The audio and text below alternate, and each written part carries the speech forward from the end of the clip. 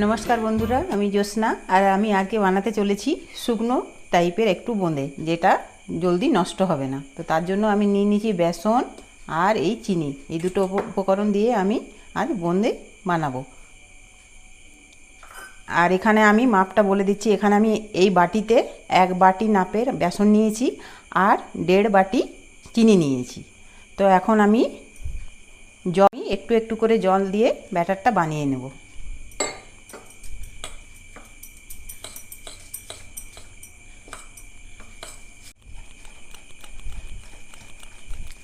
তো এরকমভাবে আমি ফেটিয়ে ফেটিয়ে ব্যাটারটাকে তৈরি করে নেব।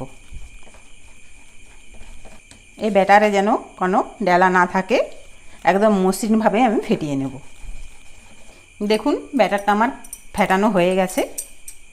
ঠিক এইরকমভাবে ব্যাটারটা ফেটাতে হবে, বেশি পাতলাও না বেশি ঘনও না। আর এখন আমি দেখুন ব্যাটারটা আমার ফেটানো হয়ে গেছে। ঠিক এইরকমভাবে ব্যাটারটা ফেটাতে হবে, বেশি পাতলাও না বেশি ঘনও না। আর এখন আমি 1 চুটকি খাবার সোডা দিয়ে দিচ্ছি। এতে বোঁদেটে মুচমুচে হবে। এখন আমি একটা কড়াই বসিয়ে নিলাম। কড়াইটা গরম হলে আমি সাদা তেল দিয়ে দেবো। তেলে ফেলার জন্য আমি এই ধরনের একটা ঝাঁঝরা নিয়েছি। এইটার থেকেই আমি বোঁদেটা তেলে ফেলবো।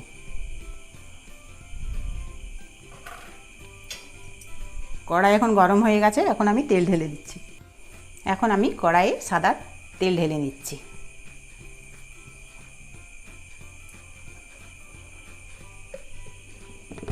যতবার আমি বোঁদেটি তেলে ছাড়বো ততবার ব্যাটারটা একবার আমি ফেটিয়ে নেব। এখন আমি বোঁদেটি তেলে ছেড়ে দিচ্ছি।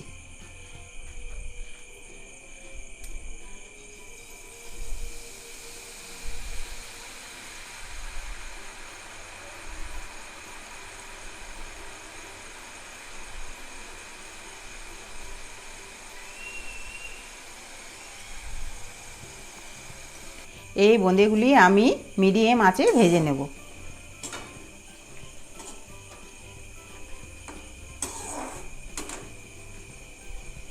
এই বোঁদেগুলি তেলে ভাজা হয়ে গেলে একটা সুগন্ধ ছাড়বে, তখনই ভাববেন যে বোঁদেটি ভাজানো হয়ে গেছে। এখন আমি এটা তুলে নেব।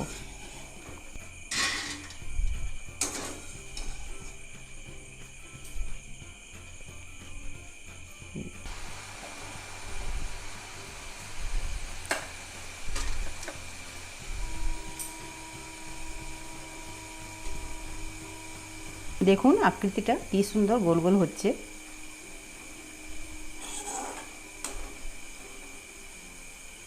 দেখুন এগুলো আমার ভাজা হয়ে গেছে, এখন আমি তুলে নিচ্ছি।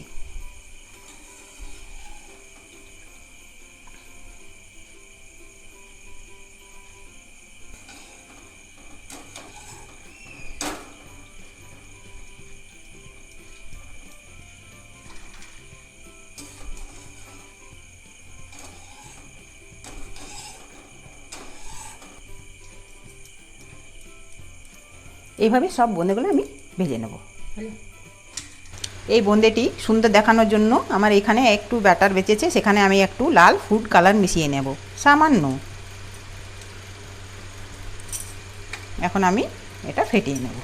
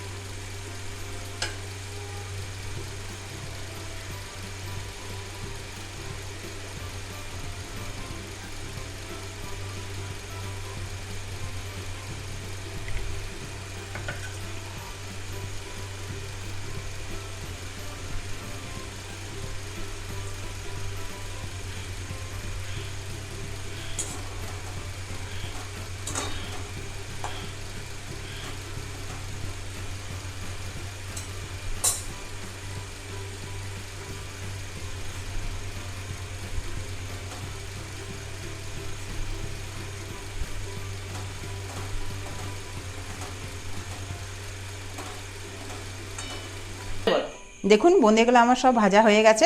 এখন আমি একটা চিনির শিরা বা রস বানিয়ে নেব। তো তার জন্য আমি একটা পাত্র বসিয়ে দিচ্ছি। এখানে আমি মাপটা তো বলেই দিয়েছি, এখানে আমি 1 বাটি বেসন নিয়েছি আর 1.5 বাটি চিনি। তো চিনিটা আমি এখন দিয়ে দিচ্ছি।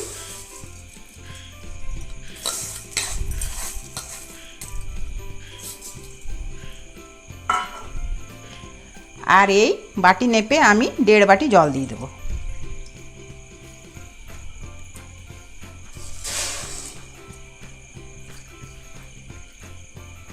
এই 1.5 বাটি জল দিয়ে দিলাম। এখন চিনিটা আর জল দিয়ে আমি একটা শিরা বানিয়ে নেব। দেখুন এখন আমি চেক করে নেব শিরাটা হয়েছে কি না। তার জন্য আমি একটু হাতে নিয়ে নিচ্ছি। দেখুন এইভাবে যখন একটু সামান্য আঠা আঠা হবে তখন হয়ে গেছে এটা। এখন আমি বেসনের গন্ধটা না উঠে তার জন্য আমি একটু 2 চামচ এখানে শিরাতে ঘি দিয়ে দেবো। তাতে স্বাদ ও গন্ধ দুটোই সুন্দর লাগবে।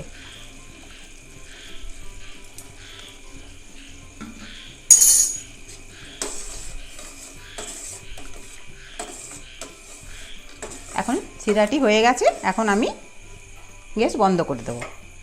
একটু সামান্য ঠান্ডা হতে দিয়ে আমি এই বোঁদেগুলো সব আমি শিরাতে দিয়ে দেবো। আমি ঠান্ডা হতে দিইনি, নামিয়ে একটুখানি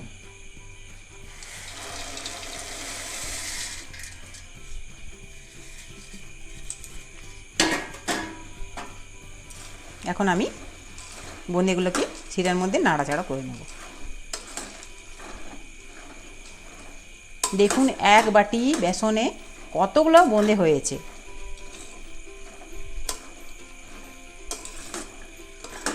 তো এইভাবে আপনারা বাড়িতে বানাবেন। আর রেসিপিটি যদি ভালো লেগে থাকে একটা লাইক ও সাবস্ক্রাইব করবেন।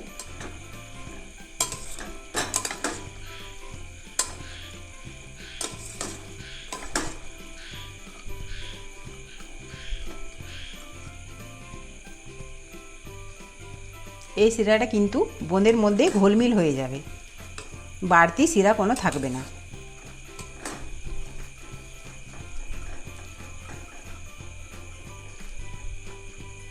দেখুন এইভাবে আমি কবার নাড়াচাড়া করে দেবো।